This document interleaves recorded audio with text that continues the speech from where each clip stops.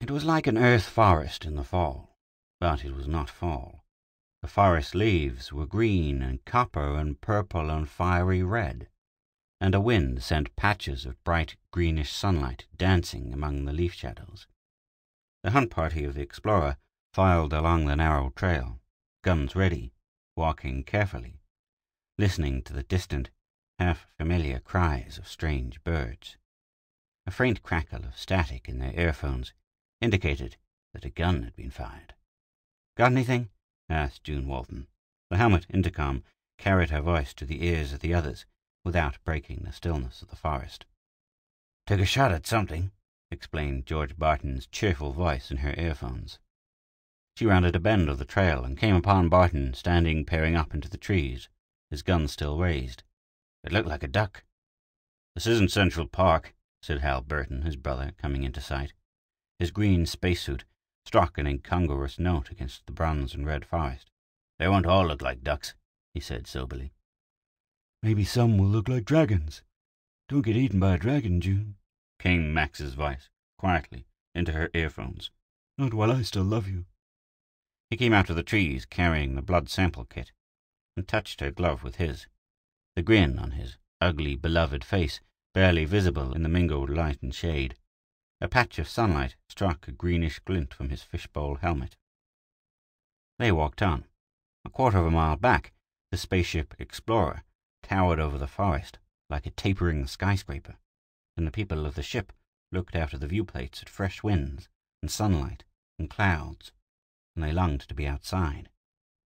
But the likeness to Earth was danger, and the cool wind might be death, for if the animals were like Earth animals, their diseases might be like Earth diseases, alike enough to be contagious, different enough to be impossible to treat. There was warning enough in the past. Colonies had vanished, and traveled spaceways drifted with the corpses of ships which had touched on some plagued planet. The people of the ship waited, while their doctors, in airtight spacesuits, hunted animals to test them for contagion. The four medicos, for June Walton was also a doctor, filed through the alien home-like forest, walking softly, watching for motion among the copper and purple shadows. They saw it suddenly, a lighter, moving copper patch among the darker browns. Reflex action swung June's gun into line, and behind her someone's gun went off with a faint crackle of static, and made a hole in the leaves beside the specimen. Then for a while no one moved. This one looked like a man, a magnificently muscled, leanly graceful, human-like animal, but in its calloused bare fur it was a head taller than any of them. Red-haired, hawk-faced, and darkly tanned, it stood breathing heavily, looking at them with that expression. At its side hung a sheath knife, and a crossbow was slung across one wide shoulder. They lowered their guns. "It needs a shave," Mac said reasonably in their earphones, and he reached up to his helmet and flipped the switch that let his voice be heard. "Something we could do for you, Mac?" The friendly drawl was the first voice that had broken the forest sounds. June smiled suddenly. He was right. The strict logic of evolution did not demand beards, therefore a non-human would not be wearing a 3-day growth of red stubble. Still panting, the tall figure licked dry lips and spoke. "Welcome to Minos. The mayor sends greetings from Alexandria." "English?" gasped June. "We were afraid you would take off again before I could bring word to you. It's 300 miles. We saw your scout plane pass twice, and we couldn't attract its attention." June looked in stunned silence at the stranger leaning against the tree. 36 light years. 36 times 6 trillion miles of monotonous space travel, to be told that the planet was already settled. "We didn't know there was a colony here," she said. "It's not on the map." "We were afraid of that," the tall bronze man answered soberly. "We have been here 3 generations, and yet no traders have come." Max shifted the kit strap on his shoulder and offered a hand. "My name is Max Stark, M.D. This is June Walton, M.D., Hal Burton, M.D., and George Barton, Hal's brother, also M.D. "Patrick Meade is the name," smiled the man, shaking hands casually.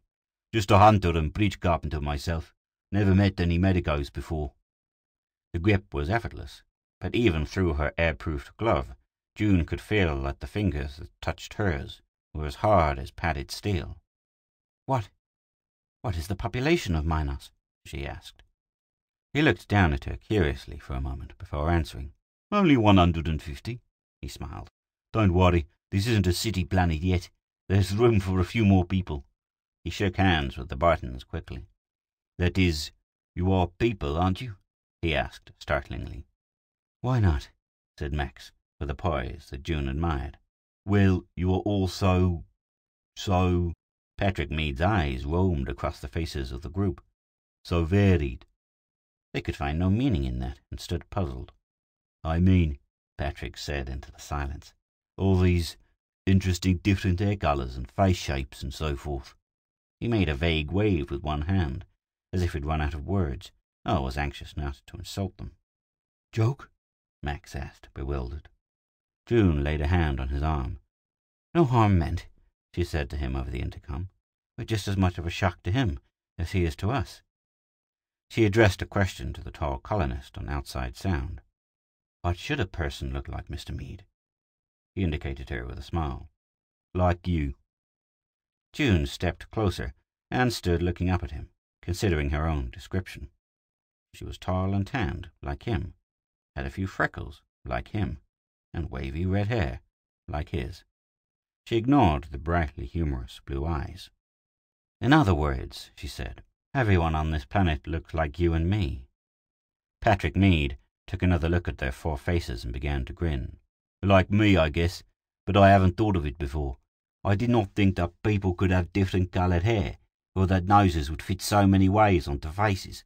I was judging by my own appearance, but I suppose any fool could walk on his hands and say the world is upside down." He laughed and sobered. "But then why wear spacesuits? The air is breathable." "For safety," June told him. "You can't take any chances on plague."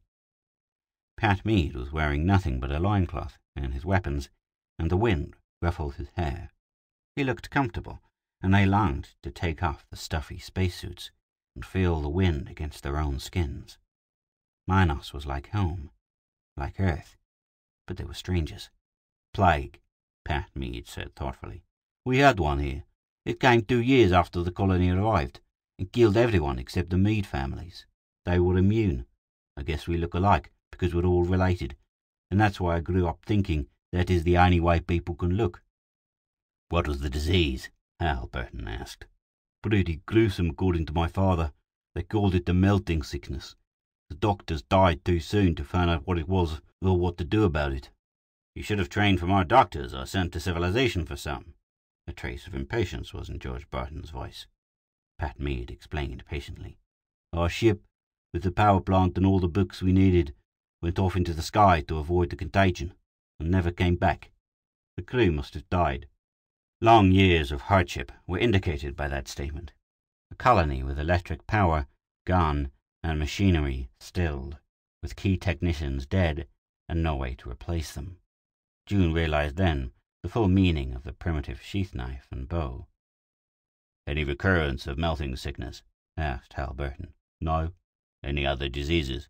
"Not the one." Max was eyeing the bronze red-headed figure with something approaching awe. "Do you think all the Meads look like that?" he said to June on the intercom. "I wouldn't mind being a Meade myself." Their job had been made easy by the coming of Pat. They went back to the ship, laughing, exchanging anecdotes with him.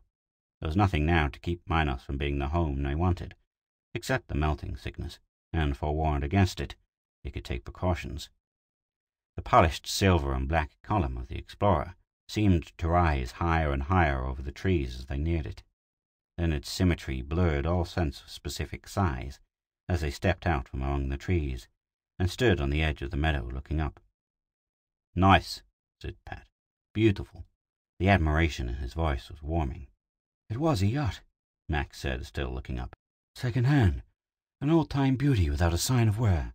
Synthetic diamond-studded control board, and murals on the walls. It doesn't have the new speed drives, but it brought us 36 light years in 1.5 subjective years.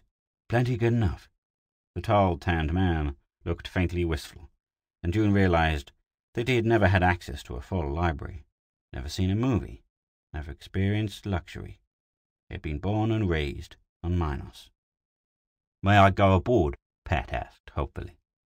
Max unslung the specimen kit from his shoulder, laid it on the carpet of plants that covered the ground, and began to open it.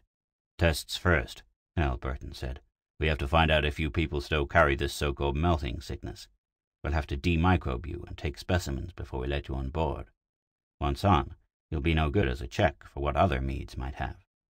Matt was taking out a rack and a stand of preservative bottles and hypodermics. "Are you going to jab me with those?" Pat asked with interest. "You're just a specimen animal to me, bud." Max grinned at Pat Mead, and Pat grinned back. June saw that they were friends already, the tall, pantherish colonist and the wry, black-haired doctor. She felt a stab of guilt, because she loved Max, and yet could pity him for being smaller and frailer than Pat Mead. "Lie down," Max told him, "and hold still. We need 2 spinal fluid samples from the back, a body cavity one in front, and another from the arm." Pat lay down obediently. Max knelt, and as he spoke, expertly swabbed and inserted needles with a smooth speed that had made him a fine nerve surgeon on Earth. High above them, the scout helioplane came out of an opening in the ship and angled off toward the west, its buzz diminishing. Then suddenly it veered and headed back, and Reno Unrich's voice came tinnily from their earphones. "What's that you've got? Hey, what's your docs doing down there?" He backed again and came to a stop, hovering 50 feet away. June could see his startled face looking through the glass at Pat. Hal Burton switched to a narrow radio beam, explained rapidly, and pointed in the direction of Alexandria. Reno's plane lifted and flew away over the odd-colored forest. "The plane will drop a note in your town, telling them you got through to us," Hal Burton told Pat, who was sitting up, watching Max dexterously put the blood and spinal fluids into the right bottles, without exposing them to air. "We won't be free to contact your people until we know if they still carry melting sickness," Max added. "You might be immune so it doesn't show on you, but still carry enough germs, if that's what caused it, to wipe out a planet." "If you do carry melting sickness," said Hal Burton, "we won't be able to mingle with your people until we've cleared them of the disease." "Starting with me?" Pat asked. "Starting with you," Max told him ruefully. "As soon as you step on board." "More needles?" "Yes, and a few little extras thrown in." "Rough?" "It isn't easy." A few minutes later, standing in the stalls for spacesuit decontamination, being buffeted by jets of hot disinfectant, bathed in glares of sterilizing ultraviolet radiation, June remembered that and compared Pat Mead's treatment to theirs.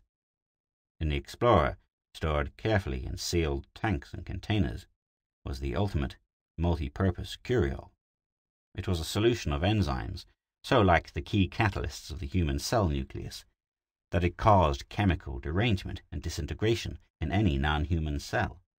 Nothing could live in contact with it but human cells. Any alien intruder to the body would die. Nucleocat Curiole was its trade name. But the curiole alone was not enough for complete safety. Plagues had been known to slay too rapidly and universally to be checked by human treatment. Doctors are not reliable. They die. Therefore, spaceways and interplanetary health law demanded that ship equipment for guarding against disease be totally mechanical in operation, rapid and efficient.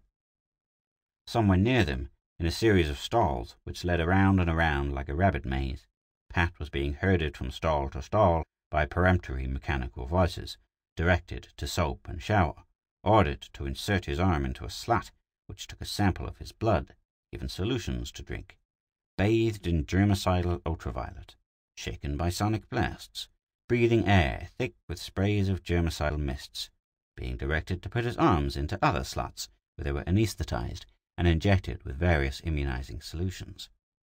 Finally, he would be put in a room of high temperature and extreme dryness, and instructed to sit for half an hour, while more fluids were dripped into his veins through long, thin tubes. All legal spaceships were built for safety. No chance was taken of allowing a suspected carrier to bring an infection on board with him. June stepped from the last shower stall in the locker room, zipped off her spacesuit with a sigh of relief, and contemplated herself in a wall mirror. Red hair, Dark blue eyes, tall. "I've got a good figure," she said thoughtfully. Max turned at the door. "Why this sudden interest in your looks?" he asked suspiciously. "Do we stand here and admire you? Or do we finally get something to eat? Wait a minute." She went to a wall phone and dialed it carefully, using a combination from the ship's directory. "How are you doing, Pat?" The phone picked up a hissing of water or spray. There was a startled chuckle. "Voices do. Hello, June. How'd you tell the machine to go jump in the lake? "Are you hungry?" No food since yesterday." "We'll have a banquet ready for you when you get out," she told Pat and hung up, smiling. Pat Mead's voice had a vitality and enjoyment which made shipboard talk sound like sad, artificial gaiety in contrast. They looked into the nearby small laboratory where 12 squealing hamsters were protestingly submitting to a small injection, each of Pat's blood. In most of them, the injection was followed by one of antihistamines and adaptives. Otherwise, the hamster defense system would treat all non-hamster cells as enemies, even the harmless human blood cells, and fight back against them violently. One hamster, the 12th, was given an extra-large dose of adaptive, so that if there were a disease, he would not fight it or the human cells, and thus succumb more rapidly. "How you doing, George?" Max asked. "Routine," George Barton grunted absently. On the way up the long spiral ramps to the dining hall, they passed a viewplate. It showed a long scene of mountains in the distance on the horizon, and between them, rising step by step as they grew farther away, the low rolling hills, bronze and red, with patches of clear green where there were fields. Someone was looking out, standing very still, as if she'd been there a long time. Bess St. Clair, a Canadian woman. "It looks like Winnipeg," she told them as they paused. "When are you doctors going to let us out of this blithering barber pole? Look," she pointed. "See that patch of field on the south hillside with the brook winding through it? I've studied that hillside for our house. When do we get out?" Reno Ulrich's tiny scout plane buzzed slowly in from the distance and began circling lazily. "Sooner than you think," Max told her. "We've discovered a castaway colony on the planet. They've done our tests for us by just living here. If there's anything here to catch, they've caught it." "People on Minos?" Bess's handsome, ruddy face grew alive with excitement. "One of them is down in the medical department," June said. "He'll be out in 20 minutes. May I go see him?" "Sure," said Max. "Show him the way to the dining hall when he gets out. Tell him we sent you. Right?" She turned and ran down the ramp like a small girl going to a fire. Max grinned at June, and she grinned back. After a year and a half of isolation in space, everyone was hungry for the sight of new faces, the sound of unfamiliar voices.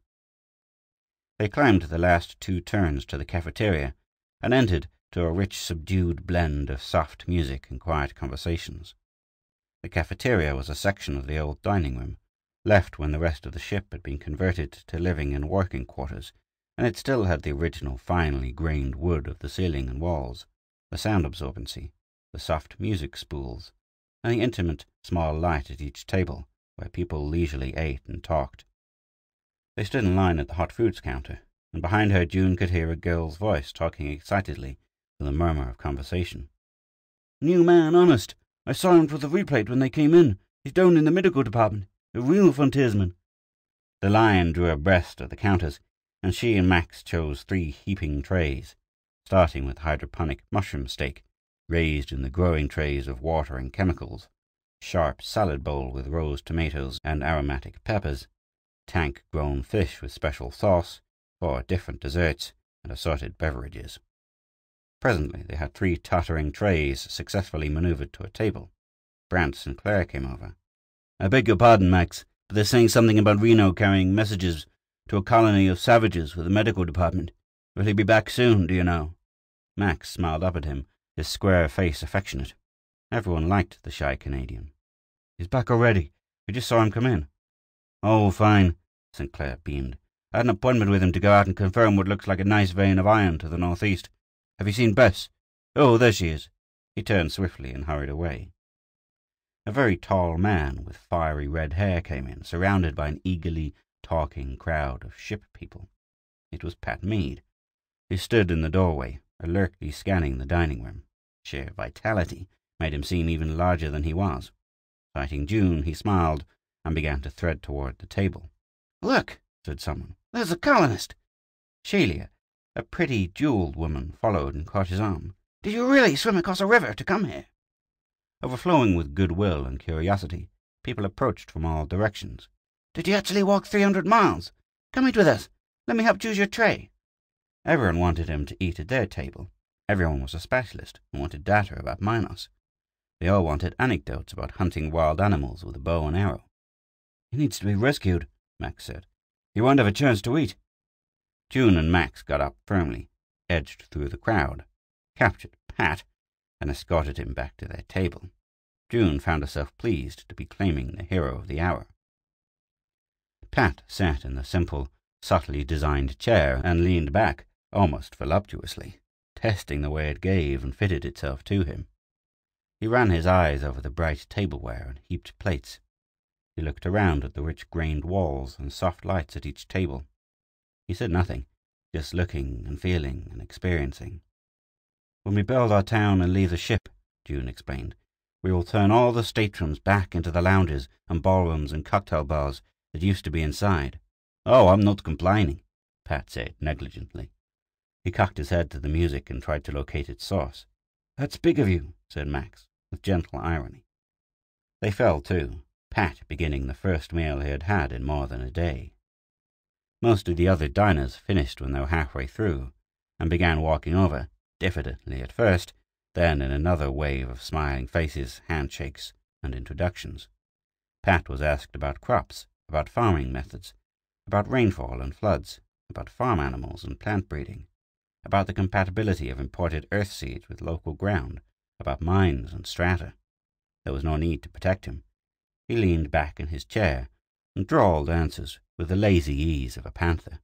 Where he could think of no statistic, he would fill the gap with an anecdote. It developed that he enjoyed spinning campfire yarns, and especially being the center of interest.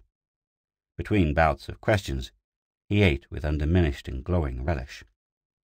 June noticed that the female specialists were prolonging the questions more than they needed, clustering around the table, laughing at his jokes, until presently Pat was almost surrounded by pretty faces, eager questions, and chiming laughs. Shelley, the beautiful, laughed most chimingly of all. June nudged Max, and Max shrugged indifferently. It wasn't anything a man would pay attention to, perhaps, but June watched Pat for a moment more, then glanced uneasily back to Max. He was eating and listening to Pat's answers, and did not feel her gaze. For some reason, Max looked almost shrunken to her. He was shorter than she had realized. She had forgotten that he was only the same height as herself. She was dimly aware of the clear, lilting chatter of female voices, increasing at Pat's end of the table. "That guy's a menace," Max said, and laughed to himself, cutting another slice of hydroponic mushroom steak. "What's eating you?" he added, glancing aside at her when he noticed her sudden stillness. "Nothing," she said hastily, but she did not turn back to watching Pat Mead. She felt disloyal. Pat was only a superb animal. Max was the man she loved. Or was he? Of course he was, she told herself angrily. They had gone colonizing together because they wanted to spend their lives together. She had never thought of marrying any other man. Yet the sense of dissatisfaction persisted, and along with it, a feeling of guilt. Len Marlowe, a protein tank culture technician responsible for the mushroom steaks, had wormed his way into the group and asked Pat a question. Now he was saying, "I don't dig you, Pat. It sounds like you're putting the people into the tanks instead of the vegetables." He glanced at them, looking puzzled. "See if you two can make anything of this. It sounds medical to me." Pat leaned back and smiled, sipping a glass of hydroponic burgundy. "Wonderful stuff. You'll have to show us how to make it." Len turned back to him. "You people live off the country, right? You hunt and bring in steaks and eat them, right? Well, say I have one of those steaks right here, and I want to eat it. What happens?" "Go ahead and eat it. It just wouldn't digest. You'd stay hungry." "Why?" Len was aggrieved. "Chemical differences in the basic protoplasm of Minos. Different amino linkages, left-handed instead of right-handed molecules in the carbohydrates, things like that. Nothing would be digestible here until you are adapted chemically by a little test tube evolution. Till then you'd starve to death on a full stomach." Pat's side of the table had been loaded with the dishes from 2 trays, but it was almost clear now, and the dishes were stacked neatly to one side. He started on 3 desserts, thoughtfully testing each in turn. "Test tube evolution," Max repeated. What's that? I thought you people had no doctors. It's a story. Pat leaned back again. Alexander P. Mead, the head of the Mead clan, was a plant geneticist, a very determined personality, and no man to argue with. He didn't want to go through the struggle of killing off all Minos plants and putting in our own, spoiling the face of the planet and upsetting the balance of its ecology. He decided that he would adapt our genes to this planet or kill us trying. He did it all right. Did what? Asked June, suddenly feeling a sourceless prickle of fear. Adapted us to Minos. He took human cells. She listened intently, trying to find a reason for fear in the explanation. It would have taken many human generations to adapt to Minos by ordinary evolution, and that only at a heavy toll of death and hunger which evolution exacts. There was a shorter way. Human cells have the ability to return to their primeval condition of independence, hunting, eating, and reproducing alone. Alexander P. Mead took human cells and made them into phagocytes. He put them through the hard, savage school of evolution, 1,000 generations of multiplication, hardship, and hunger, with the alien indigestible food always present, offering its reward of plenty to the cell that reluctantly learned to absorb it. Leukocytes can run through several thousand generations of evolution in 6 months, Pat Mead finished. When they reached to a point where they would absorb Minos food, he planted them back in the people he had taken them from. What was supposed to happen then? Max asked, leaning forward. I don't know exactly how it worked. He never told anybody much about it, and when I was a little boy he had gone loco and was wandering ha-haing around waving a test tube, fell down a ravine and broke his neck at the age of 80. A character, Max said. Why was she afraid? It worked then? Yes, he tried it on all the Meads the first year. The other settlers didn't want to be experimented on until they saw how it worked out. It worked. The Meads could hunt and plant while the other settlers were still eating out of hydroponic tanks. It worked, said Max to Len. You're a plant geneticist and a tank culture expert. There's a job for you. Uh-oh, Len backed away. It sounds like a medical problem to me. Human cell control, right up your alley. It's a one-way street, Pat warned. Once it is done, you won't be able to digest ship food. I'll get no good from this protein. I ate it just for the taste. Hal Barton appeared quietly beside the table. 3 of the 12 test hamsters have died, he reported and turned to Pat. Your people carry the germs of melting sickness, as you call it. The dead hamsters were injected with blood taken from you before you were de-infected. We can't settle here unless we de-infect everybody on Minos. Would they object? We wouldn't want to give you folks germs, Pat smiled. Anything for safety. But there'll have to be a vote on it first.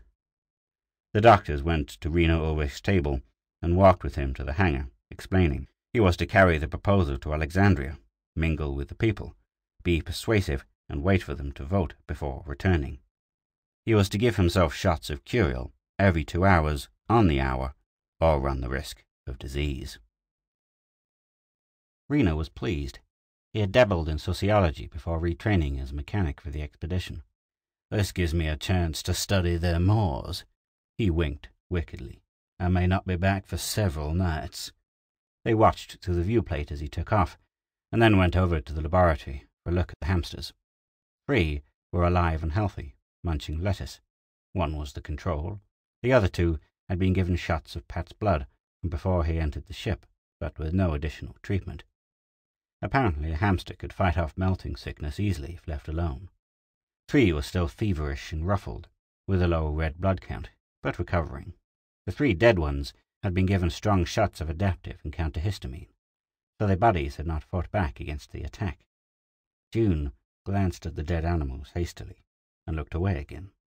They lay twisted with a strange semi-fluid limpness, as if ready to dissolve. The last hamster, which had been given the heaviest dose of adaptive, had apparently lost all its hair before death.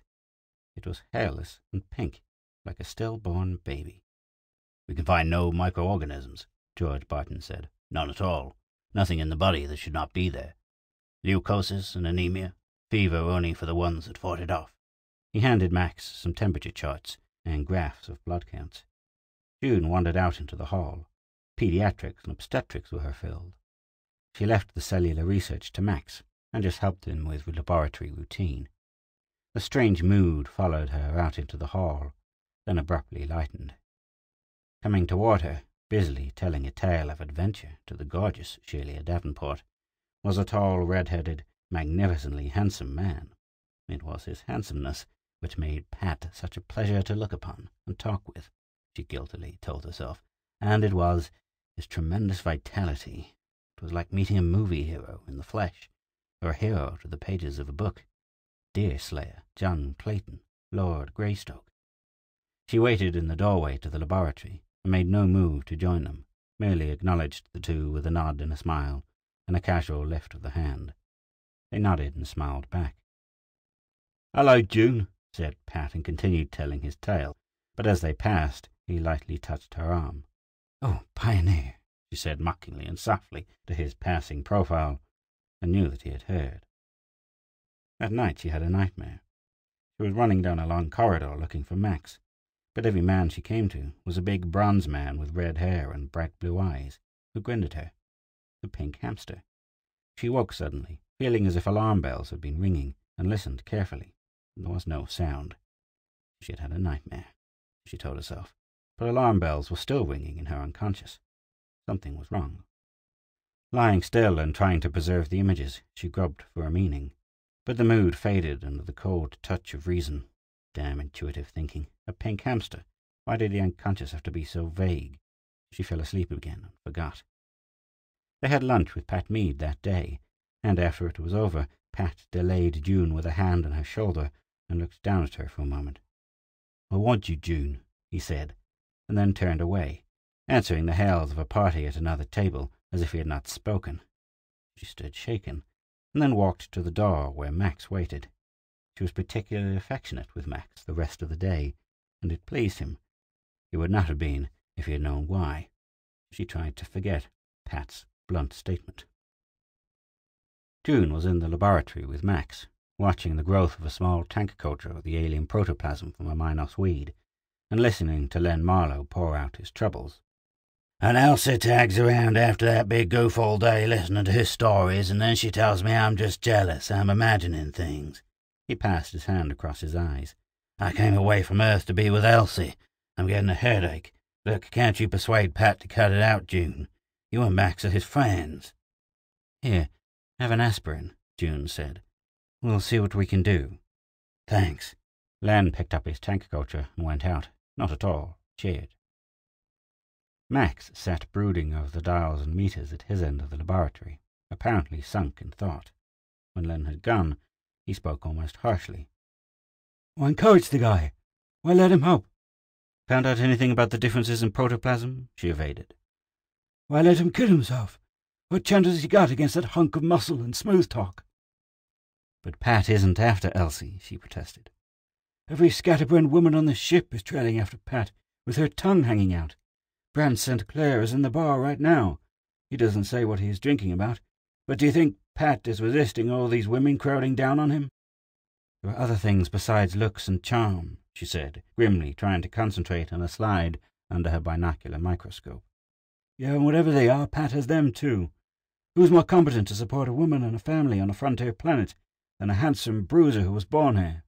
"I meant," June spun around on her stool with unexpected passion, "there is old friendship, and there is fondness, and memories, and loyalty." She was half shouting. "They're not worth much in the second-hand market," Max said. He was sitting slumped on his lab stool, looking dully at his dials. "Now I'm getting a headache," he smiled ruefully. "No kidding, a real headache. And over other people's troubles yet." "Other people's troubles?" She got out and wandered out into the long, curving halls. "I want you, June," Pat's voice repeated in her mind. Why did the man have to be so overpoweringly attractive, so glaring a contrast to Max? Why couldn't the universe manage to run on without generating troublesome love triangles? She walked up the curving ramps to the dining hall, where they had eaten and drunk and talked yesterday. It was empty except for one couple talking forehead to forehead over cold coffee. She turned and wandered down the long, easy spiral of corridor to the pharmacy and dispensary. It was empty. George was probably in the test lab next door, where he could hear if he was wanted. The automatic vendor of harmless euphorics, stimulants, and opiates stood in the corner, brightly decorated in pastel abstract designs, with an automatic tabulator graph glowing above it. Max had a headache, she remembered. She recorded her thumbprint in the machine and pushed the plunger for a box of aspirins, trying to focus her attention on the problem of adapting the people of the ship to the planet Minos. An aquarium tank with a faint solution of histamine would be enough to convert a piece of human skin into a community of voracious active phagocytes, eventually seeking something to devour. But could they eat enough to live away from the rich, sustaining plasma of human blood? After the aspirins, she pushed another plunger for something for herself. Then she stood looking at it, a small box with 3 pills in her hand. Theobromine, a heart strengthener, and a confidence-giving euphoric all in one. Something to steady shaky nerves. She had used it before only in emergency. She extended a hand and looked at it. It was trembling. And triangles. While she was looking at her hand, there was a click from the automatic drug vendor. It summed the morning use of each drug in the vendors throughout the ship, and recorded it in a neat addition to the end of each graph line. For a moment she could not find the green line for anodynes and the red line for stimulants, and then she saw that they went almost straight up. There were too many being used, far too many to be explained by jealousy or psychosomatic peevishness. This was an epidemic, and only one disease was possible. The disinfecting of Pat had not succeeded. Nuclear catechural, killer of all infections, had not cured. Pat had brought melting sickness into the ship with him. Who had it? The drugs vendor glowed cheerfully and communicative. She opened a panel in its side and looked on in restless interlacing cogs, and on the inside of the door saw printed some directions. To remove or examine records before reaching end of the reel. After a few fumbling minutes, she had the answer. In the cafeteria at breakfast and lunch, 38 men out of the 48 aboard ship had taken more than his norm of stimulant. 21 had taken aspirin as well. The only woman who had made an unusual purchase was herself. She remembered the hamsters that had thrown off the infection with a short, sharp fever, and checked back in the records to the day before. There was a short rise in aspirin sales to women at late afternoon. The women were safe. It was the men who had melting sickness. Melting sickness killed in hours, according to Pat Mead. How long had the men been sick? As she was leaving, Jerry came into the pharmacy, recorded his thumbprint, and took a box of aspirin from the machine. She felt all right. Self-control was working well, and it was pleasant still to walk down the corridor smiling at the people who passed. She took the emergency elevator to the control room and showed her credentials to the technician on watch. Medical emergency. At a small control panel in the corner was a large red button, precisely labeled. She considered it and picked up the control room phone. This was the hard part, telling someone, especially someone who had it. Max. She dialed, and when the click on the end of the line showed he had picked the phone up, she told Max what she had seen. No women, just the men, he repeated. That right? Yes. Probably it's chemically alien, inhibited by one of the female sex hormones. We'll try sex hormone shots if we have to. Where are you calling from? She told him. That's right. Give nuclear catechural another chance. It might work this time. Push that button. She went to the panel and pushed the large red button. Through the long height of the Explorer, bells woke to life and began to ring in a frightened clangor. Emergency doors thumped shut. Mechanical apparatus hummed into life, and canned voices began to give rapid, urgent directions. A plague had come. She obeyed the mechanical orders, went out into the hall and walked in line with the others. The captain walked ahead of her, and the gorgeous Shelia Davenport fell in step beside her. I look like a positive ag this morning. Does that mean I'm sick? Are we all sick? June shrugged, unwilling to say what she knew. Others came out of the rooms into the corridor, thickening the line. They could hear each room lock as the last person left it, and then, faintly, the hiss of disinfectant spray. Behind them, on the heels of the last person in line, segments of the ship slammed off and began to hiss. They wound down the spiral corridor until they reached the medical treatment section again, and there they waited in line. It won't scar my arms, will it? Gosh, asked Sheila apprehensively, glancing at her smooth, lovely arms. A mechanical voice said, Next, step inside, please, and stand clear of the door. Not a bit, June reassured Shelia, and stepped into the cubicle. Inside, she was directed from cubicle to cubicle and given the usual buffeting by sprays and radiation, had blood samples taken, and was injected with nucleocat and a series of other protectives. At last she was directed through another door into a tiny cubicle with a chair. "You are to wait here," commanded the recorded voice, metallically. "In 20 minutes. The door will unlock, and you may then leave. All people now treated may visit all parts of the ship which have been protected. It is forbidden to visit any quarantined or unsterile part of the ship without permission from the medical officers." Presently the door unlocked, and she emerged into bright lights again, feeling slightly battered. She was in the clinic. A few men sat on the edge of beds and looked sick. One was lying down. Brant and Bess Sinclair sat near each other, not speaking. Approaching her was George Barton, reading a thermometer with a puzzled expression. "What is it, George?" she asked anxiously. "Some of the women have slight fever, but it's going down. None of the fellows have any, but their white count is way up, their red count is way down, and they look sick to me." She approached Sinclair. His usual ruddy cheeks were pale, his pulse was light and too fast, and his skin felt clammy. "How's the headache? Did the nucleocat treatment help?" "We feel worse, if anything." "Better set up beds," she told George. "Get everyone back into the clinic." "We're doing that," George assured her. "That's what Hal is doing." She went back to the laboratory. Max was pacing up and down, absently running his hands through his black hair until it stood straight up. He stopped when he saw her face and scowled thoughtfully. "They're still sick?" It was more a statement than a question. She nodded. "The cure-all didn't cure this time," he muttered. "That leaves it up to us. We have melting sickness, and according to Pat and the hamsters, that leaves us less than a day to find out what it is and learn how to stop it." Suddenly an idea for another test struck him, and he moved to the work table to set it up. He worked rapidly, with an occasional uncoordinated movement betraying his usual efficiency. It was strange to see Max troubled and afraid. She put on a laboratory smock and began to work. She worked in silence. The mechanicals had failed. Hal and George Barton were busy staving off death from the weaker cases and trying to gain time for Max and her to work.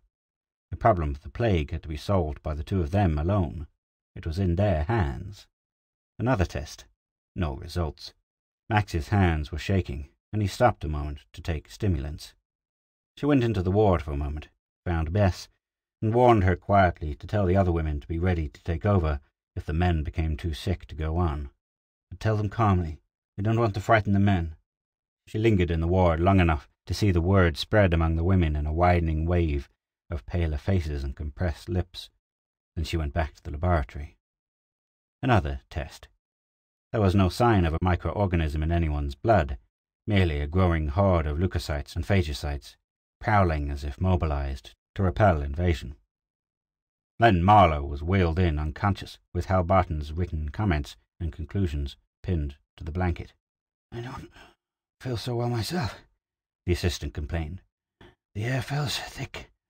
I can't breathe." June saw that his lips were blue. "Oxygen short," she told Max. "Low red corpuscle count," Max answered. "Look into a drop and see what's going on. Use mine. I feel the same way he does."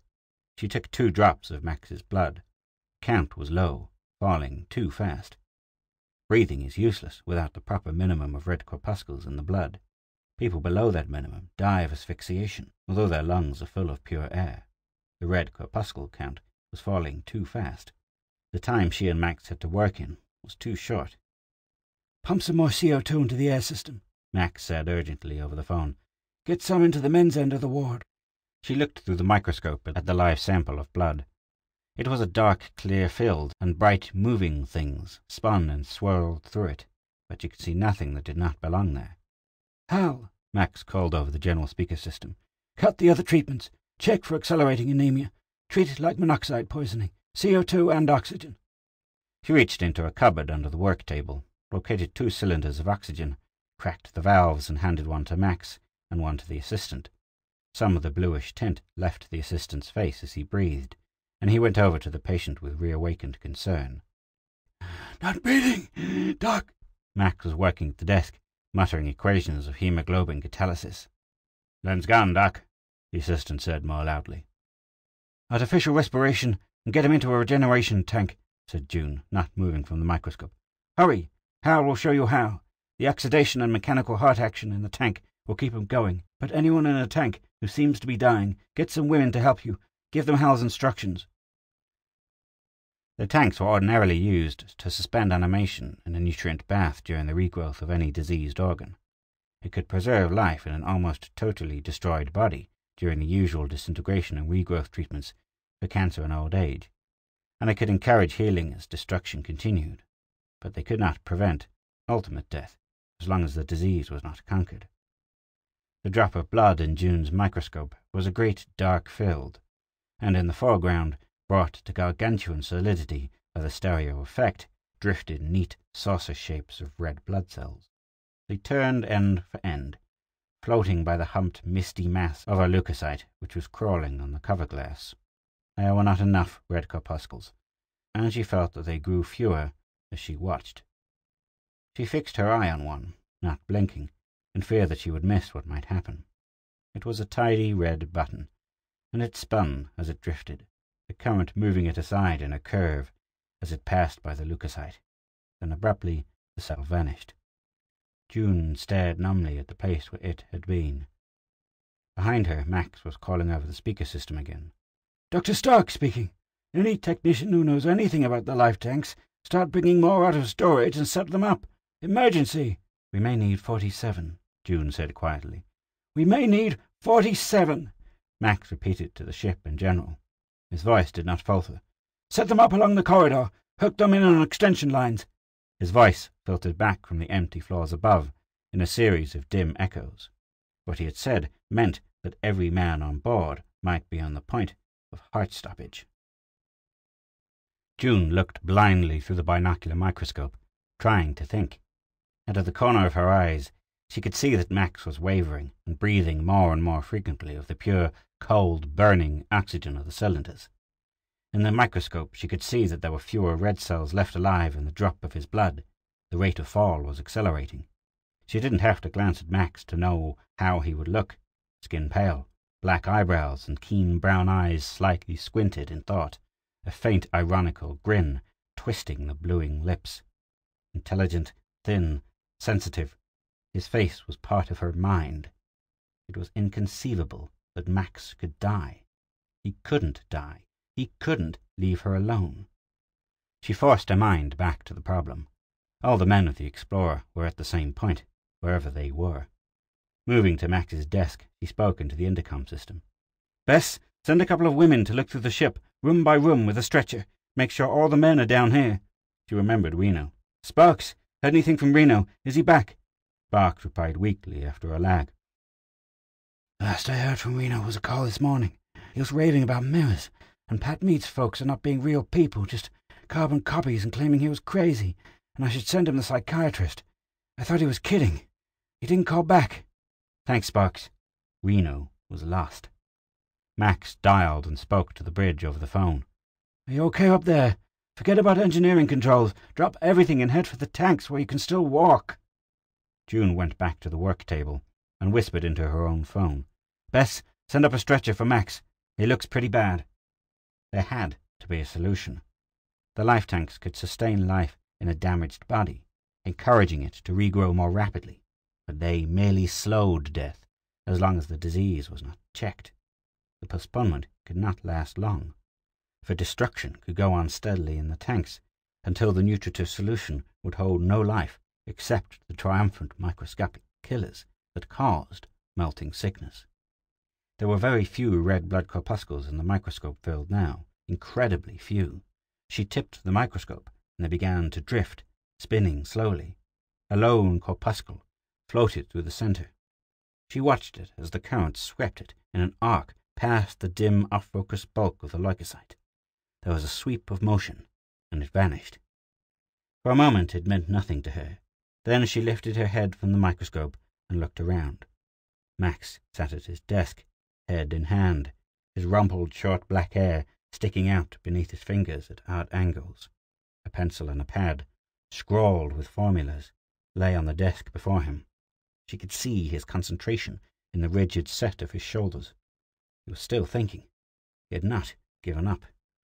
Max, I just saw a leukocyte grab a red blood corpuscle. It was unbelievably fast. Leukemia, muttered Max without moving. Galloping leukemia yet. It comes under the heading of cancer. Well, that's part of the answer. It might be all we need. He grinned feebly and reached for the speaker set. Anybody still on his feet in there? He muttered into it, and the question was amplified to a booming voice throughout the ship. Hal, you're still going. Look, Hal, change the dolls. Set them to deep melt and regeneration. 1 week. This is like leukemia. Got it? This is like leukemia. June rose. It was time for her to take over the job. She leaned across his desk and spoke into the speaker system. Dr. Walton talking, she said. This is to the women. Don't let any of the men work any more. They'll kill themselves. See that they all go into the tanks right away. Set the tank dials for deep regeneration. You can see how from the ones that are set. 2 exhausted and frightened women clattered in the doorway with the stretcher. Their hands were scratched and oily from helping to set up tanks. That order includes you, she told Max sternly, and caught him as he swayed. Max saw the stretcher-bearers and struggled upright. 10 more minutes, he said clearly. Might think of an idea. Something not right in this setup. I have to figure how to prevent a relapse. How the thing started. He knew more bacteriology than she did. She had to help him think.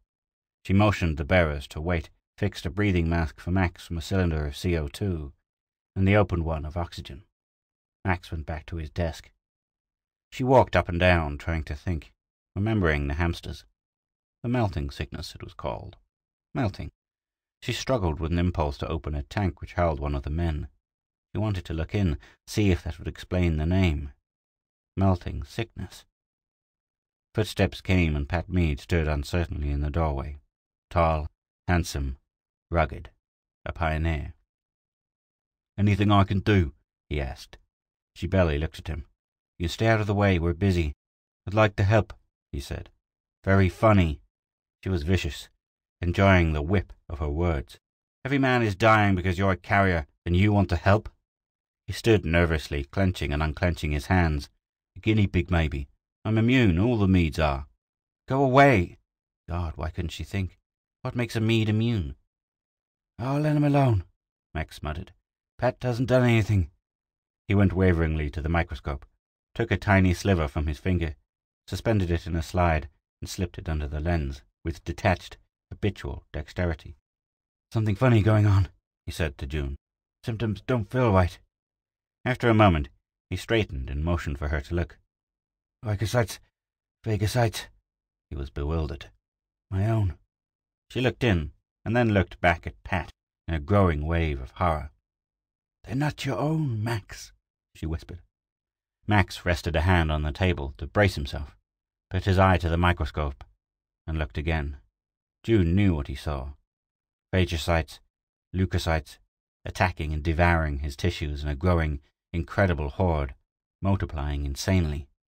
Not his phagocytes, Pat Meade's. The Meade's evolved cells had learned too much. They were contagious, and not Pat Meade's. How much alike were the Meade's? Meade cells, contagious from one to another, not a disease attacking or being fought, but acting as normal leukocytes in whatever body they were in.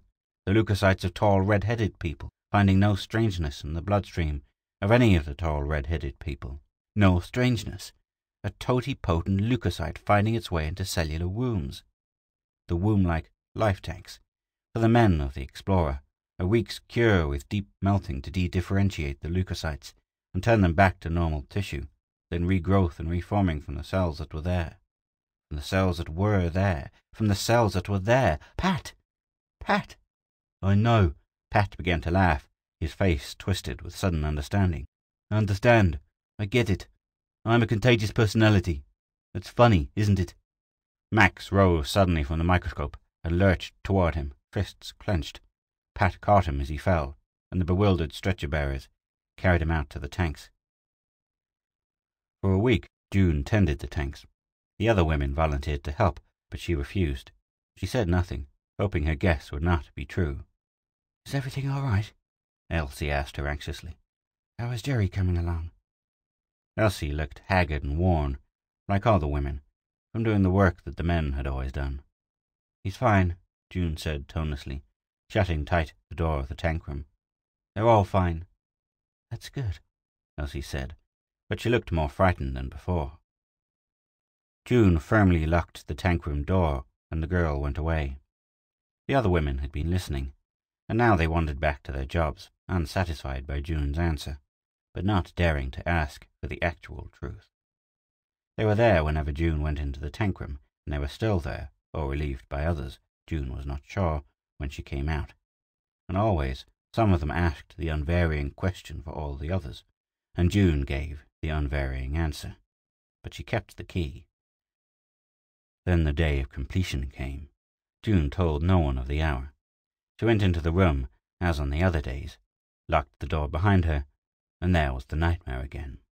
This time it was reality, and she wandered down a path between long rows of coffin-like tanks, calling, "Max, Max," silently, and looking into each one as it opened. But each face she looked at was the same. Watching them dissolve and regrow in the nutrient solution, she had only been able to guess the horror of what was happening. Now she knew. They were all the same lean-boned, blonde-skinned face, with a pin-feather growth of reddish down on cheeks and scalp, all horribly and handsomely the same. A medical kit lay carelessly on the floor beside Max's tank. She stood near the bag. "Max," she said, and found her throat closing. The canned voice of the mechanical mocked her, speaking glibly about waking and sitting up. "I'm sorry, Max." The tall man with rugged features and bright blue eyes sat up sleepily and lifted an eyebrow at her, and ran his hand over his red-fuzzed head in a gesture of bewilderment. "What's the matter, June?" he asked drowsily. She gripped his arm. "Max." He compared the relative size of his arm and her hand and said wonderingly, "You shrank." "I know, Max, I know." He turned his head and looked at his arms and legs, pale blonde arms and legs with a down of red hair. He touched the thick left arm, squeezed a pinch of hard flesh. "It isn't mine," he said, surprised, "but I can feel it." Watching his face was like watching a stranger mimicking and distorting Max's expressions. Max in fear, Max trying to understand what had happened to him, looking around at the other men sitting up in their tanks. Max feeling the terror that was in herself and all the men as they stared at themselves and their friends and saw what they had become. "We're all Pat Mead," he said harshly. "All the Meads are Pat Mead. That's why he was surprised to see people who didn't look like himself." "Yes, Max." "Max," he repeated. "It's me all right. The nervous system didn't change." His new blue eyes held hers.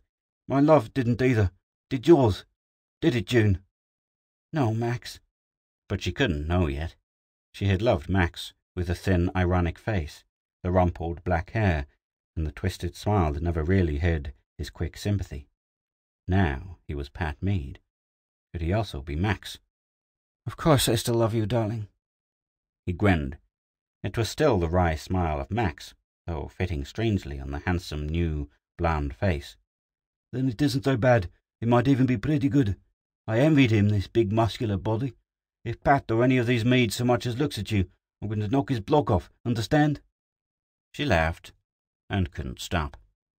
It wasn't that funny, but it was still Max, trying to be unafraid, drawing on humor. Maybe the rest of the men would also be their old selves, enough so the women would not feel that the men were strangers.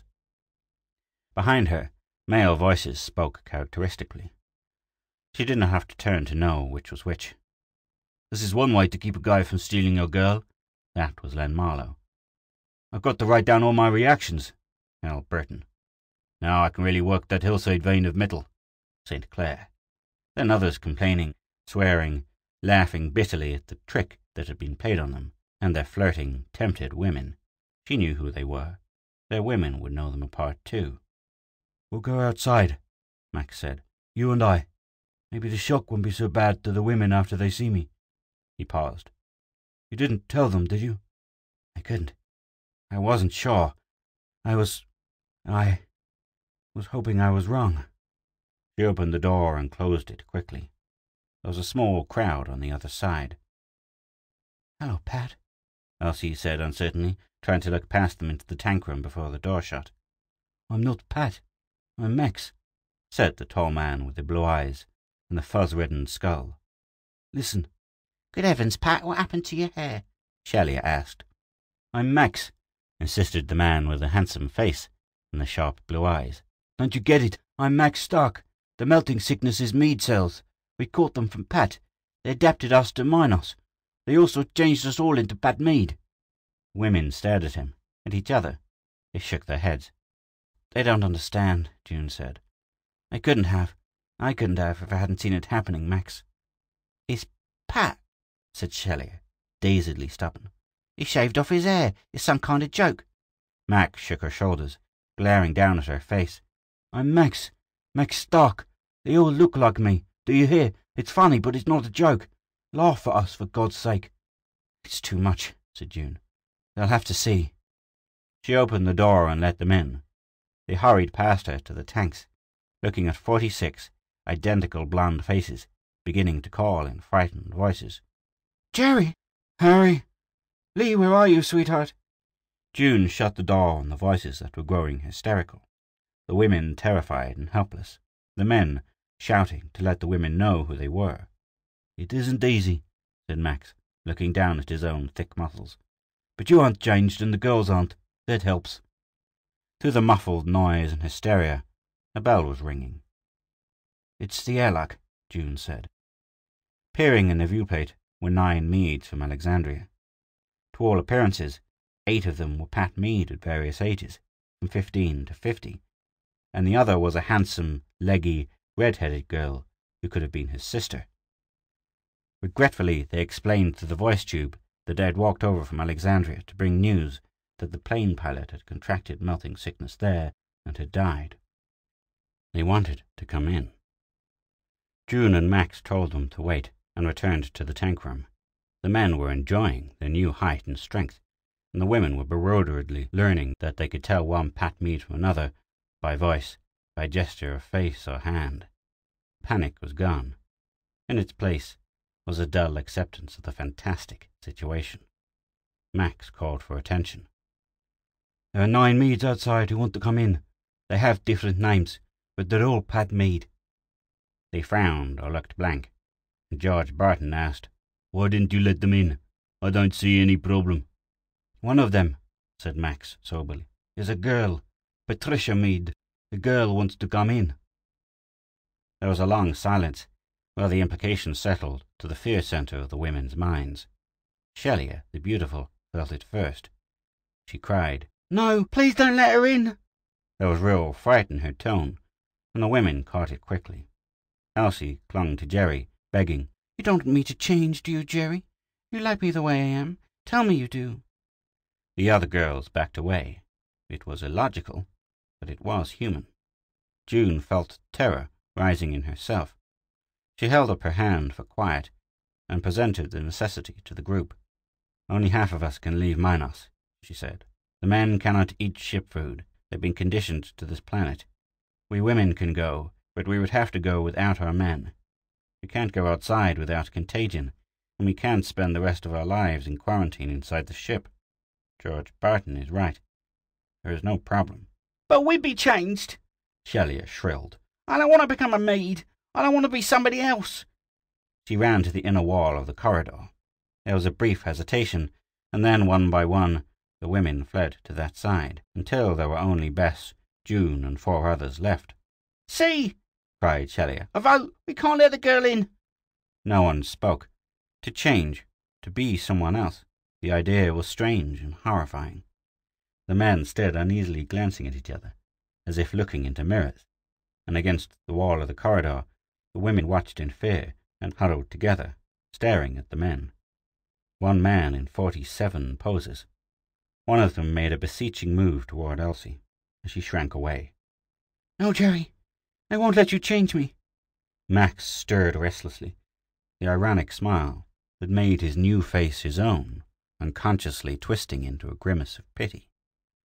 "We men can't leave, and you women can't stay," he said bluntly. "Why not let Patricia Mead in? Get it over with." June took a small mirror from her belt pouch and studied her own face, aware of Max talking forcefully, the men standing silent. the women pleading.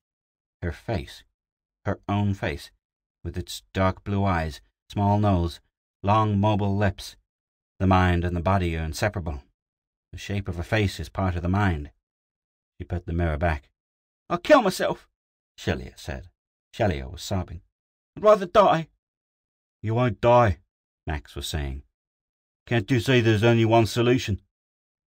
They were looking at Max. June stepped silently out of the tank room, and then turned and went to the airlock. She opened the valves that would let in Pat Mead's sister.